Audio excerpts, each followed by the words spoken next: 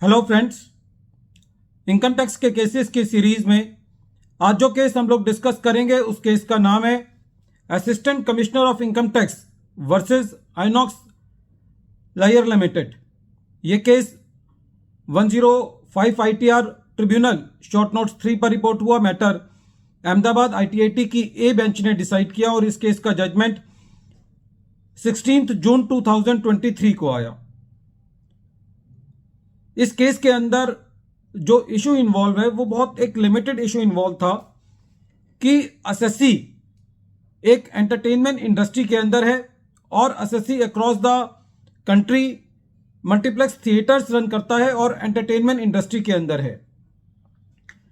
Government की scheme के तहत मल्टीप्लेक्सेस थिएटर्स को प्रमोट करने के लिए एसएससी को सब्सिडी रिसीव हुई और जब एसएससी ने अपनी इनकम टैक्स की रिटर्न फाइल करी तो एसएससी ने इस सब्सिडी को एक कैपिटल रिसीट के तौर पर ट्रीट किया और इसको अपनी टैक्सेबल इनकम में इंक्लूड नहीं किया। फ्रेंड्स, यदि हम देखें तो जो सब्सिडी का मकसद है कि उस इंडस्ट्री को डेवलप करना। यदि डिपार्टमेंट हर सब्सिडी को एक रेवेन्यू रिसीट के बतौर पर ट्रीट करेगा तो यदि एसएससी एक कॉर्पोरेट एसएससी है, यदि उसको 100 रुपये सब्सिडी मिलेगी तो दूसरे तरीके से 30 रुपये फिर दोबारा यदि उसको टैक्स देना पड़ेगा एसएससी को तो वो 30 रुपये दोबारा गवर्नमेंट के पास चले जाएंगे। तो एट द फर्स्ट इंस्टांस यदि देखा जाए तो जो सब्सिडी है उसका झुकाव कैपिटल रिसीट की तरफ होता है।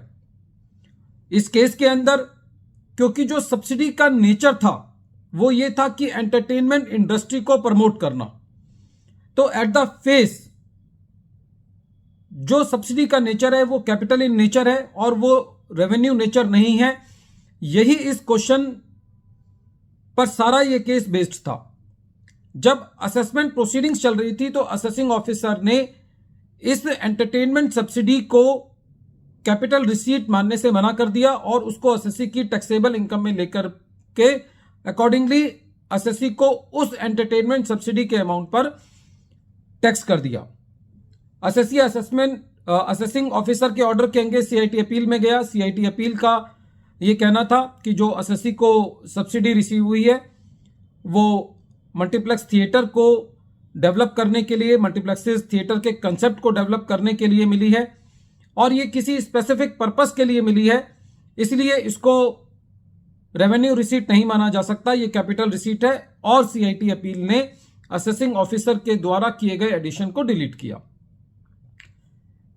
डिपार्टमेंट इस मैटर को एज यूजुअल आईटीएटी लेके गया। जैसा कि हमने देखा है कि चाहे उस केस में मेरिट हो या ना हो, पिछले सालों में भी एसएससी को रिलीफ मिल चुका हो या ना मिल चुका हो, तब भी डिपार्टमेंट उस केस की मेरिट में गए बिना यदि वो मॉनेटरी लिमिट से क्रॉस करता है तो अपील में जरूर जाता है।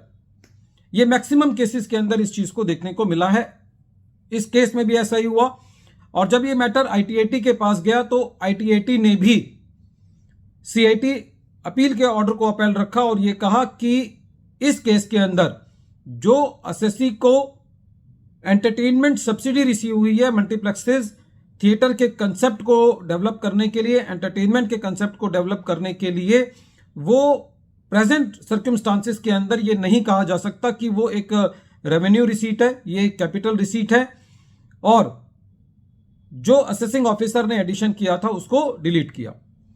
फ्रेंड्स, हमारा इस यूट्यूब के चैनल के द्वारा जो मेन मकसद है वो ये है कि किसी तरीके से एसएससी को या प्रोफेशनल्स को एक ट्रिगर पॉइंट मिल सके ताकि वो अपने इनकम टैक्स की प्रोसीडिंग्स के अंदर किसी भी पॉइंट को यदि हम डिलीवर कर पाने में सक्षम हो पाते हैं ताकि वो अपने मैटर को अलाइव रख सकें। और यदि एक ट्रिगर पॉइंट मिल जाता है, यदि एक हिंट मिल जाता है तो कई बार एक छोटे से हिंट की वजह से भी हम अपने मैटर को निकाल करके ला सकते हैं। वीडियो के अंत में एक बार फिर मैं केस का नाम रिपीट कर रहा हूं। केस का नाम है assistant commissioner of income tax versus Inox लायर लिमिटेड। ये case 105 ITR tribunal short notes 3 पर रिपोर्ट हुआ। मैटर अहमदाबाद ITAT ने डिसाइड किया और इस केस का जजमेंट 16 जून 2023 को आया। Thank you friends.